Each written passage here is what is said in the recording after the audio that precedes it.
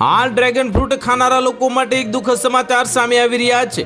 Dragon ફ્રૂટની ઘણી જગ્યાએ પિટાયા તરીકે પણ ઓળખવામાં આવે છે। આ ફળ સૌથી હેલ્ધી ફળોની યાદીમાં સામેલ છે, પરંતુ શું તમે જાણો છો કે આટલું યાદીમાં સામેલ છે પરંતુ આ સ્વસ્થ ફળ કેટલાક ગેરફાયદા કરી શકે છે? અને આજકાલ ઘણા લોકો ડ્રેગન ફ્રૂટ ખાવાનું પસંદ કરે છે કારણ કે તેમાં vitamin C, fibre, protein, antioxidants, iron અને મેગ્નેશિયમ જેવા ઘણા પોષક તત્વો હોય છે।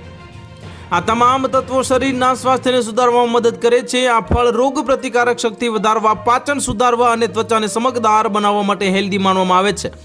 પરંતુ ડ્રેગન ફળ મુખ્યત્વે દક્ષિણ પૂર્વ એશિયામાં અને દક્ષિણ અમેરિકા જેવા ગરમ પ્રદેશોમાં જ ઉગાડવામાં આવે છે।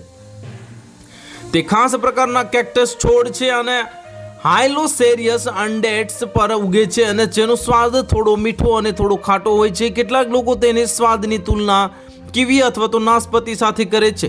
નિષ્ણાતોના મતે ડ્રેગન ફ્રૂટ સાથે કેટલીક આડઅસરો સંકળાયેલી છે, ખાસ કરીને જ્યારે તે વધારે પ્રમાણમાં ખાવામાં આવે છે।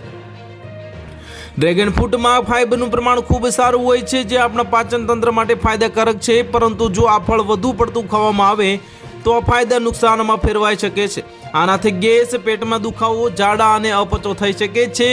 જો તમારું પેટ પહેલેથી જ પાચનથી સમસ્યાઓથી પીડિત હોય તો ડ્રેગન ફ્રૂટનું ઓછા પ્રમાણમાં ખાવા જોઈએ। તો હાલ માટે આટલું જ। મળીશું નવી અપડેટ સાથે। જો તમને અમારા વિડીયો પસંદ આવતા હોય તો વિડીયોને લાઇક કરી દેજો, ચેનલને સબસ્ક્રાઇબ કરી બાજુમાં આવેલા બેલ આઇકનને દબાવી દો, જેથી તમને આવા સમાચારની અપડેટ મળતી રહે।